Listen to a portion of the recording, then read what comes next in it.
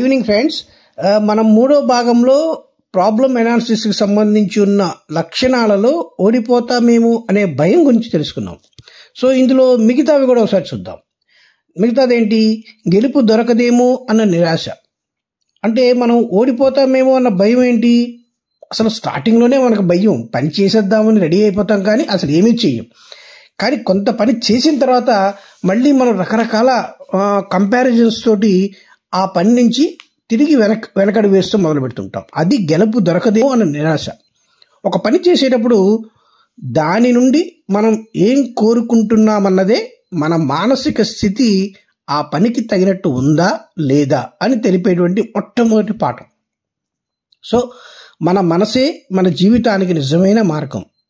ఆ మార్గంలో మనం చేస్తున్న పని పట్ల మనసుకి నచ్చజెప్పడంలో ఏమాత్రం విఫలమైనా అప్పుడు మనం కేవలం ఫలితం మీదనే మన భరోసా అంతా వేసేసి ఆధారపడడం అనేది అలవాటు చేసుకుంటూ ఉంటాం. అక్కడే మొదలవుతుంది గెలుపు దొరకదేమో అనేటువంటి నిరాశ. ఉదాహరణకి మన వివాహ వ్యవస్థని తీసుకోండి. మనం పెళ్లి చేసుకుని జీవితం అంతా కలిసి ఉందామనుకున్న మనిషి ఎలాంటి వారో పూర్తిగా తెలియకున్నా ఆనందంగా పెళ్లికి సిద్ధమైపోతుంటాం. కారణం ఏంటి?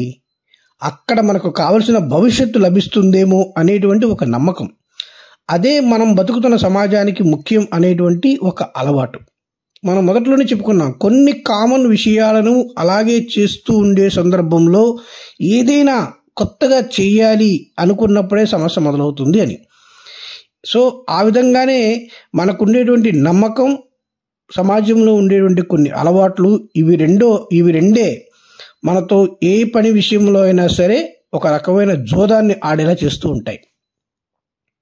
పెళ్లి విషయంలోనే తీసుకుంటే మగవారైతే తన జీవిత భాగస్వామిని తన యొక్క మగాధిక్యతతో అణగదొక్కో ఆ అవకాశం దొరక్కపోతే తానే భార్య విధేయుడిగానే బతికించడం మొదలు పెడతారు. స్త్రీ గురించి ఇక చెప్పేదేముంది? సమాజం కట్టుబాట్లని ఆమె కోసమే ఉన్నాయన్నట్లు ఆచారాలు సాంప్రదాయాల నడుమ తనని తన మనసుని ఏమాత్రం గ్యారంటీ లేని చోట అప్పగించడం మొదలు పెడుతుంది. తర్వాత పెళ్ళి, పిల్లలు, కుటుంబం, ఇవే జీవిత సార్థకత అనే వంటింటి నిఘంటు పట్టుకొని తండ్రి, కొడుకు, భర్త, మనవడు ఇలా తన ప్రతి గెలుపుకి కొన్ని పర్యాయ పదాలతో పోల్చుకొని చూసుకుంటూ ఆవిడ జీవితాన్ని గడిపేస్తుంది. అంటే ఇప్పుడు అంతా అలాగే ఉన్నారని కాదు, చాలామంది బాగా అడ్వాన్స్గా ఉండొచ్చు. బట్ ఒక సంస్కృతి పరంగా ఉన్నటువంటి అంశాలు మాత్రం నేను ఇక్కడ చెప్తున్నాను. సో ఇక్కడ విషయం చాలా సహజంగానే కనిపిస్తున్నా కాస్త లోతుగా ఆలోచించిన సందర్భాలు కూడా మనకు చాలా చోట్ల ఉంటూ ఉంటాయి. సో ఇక్కడ మనం వివాహం అనే విషయంలో ఏ విధంగా మనం ఆలోచిస్తూ ఉంటాం? ఏదో ఒక రకమైనటువంటి సర్దుబాటు అనే ఒక సూత్రాన్ని నేర్చుకొని కుటుంబంలో ఉన్న లెక్కలన్నిటికి కూడా మనం ఎప్పటికప్పుడు అడాప్ట్ అయిపోయి గడుపుతూ ఉంటాం. అంతేకాని పెళ్ళయి మానసిక తృప్తి, శారీరక తృప్తి పూర్తిగా లభించిన వారందరూ కూడా ఆత్మహత్యలకు, ఘర్షణలకు తెగిస్తే మన భారతీయ కుటుంబంలో అసలు కుటుంబాలే ఉండవు. ఇదంతా ఎలా జరుగుతుంది?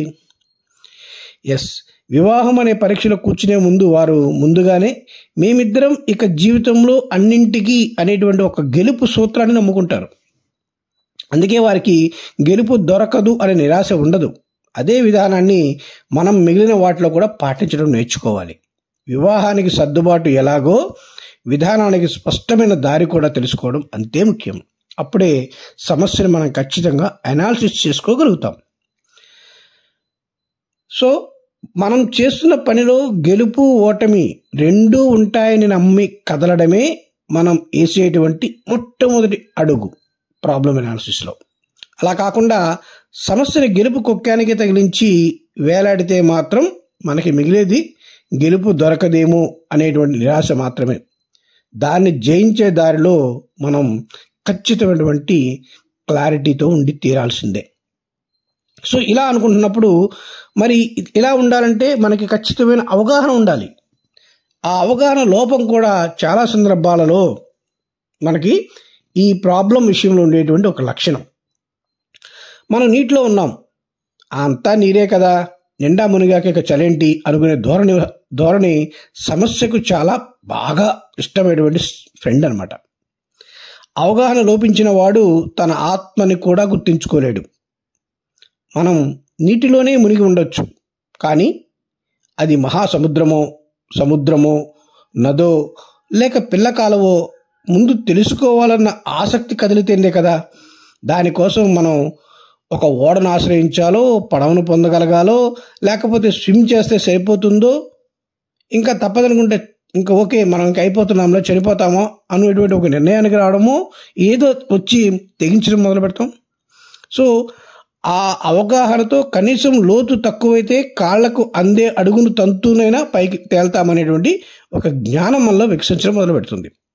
అంటే మనకి అక్కడ ఉన్న అవకాశాన్ని బట్టి మన విజ్ఞానం కూడా తనంతట తాను ఎదగడం మొదలు పెడుతుంది ఆన్ ది స్పాట్.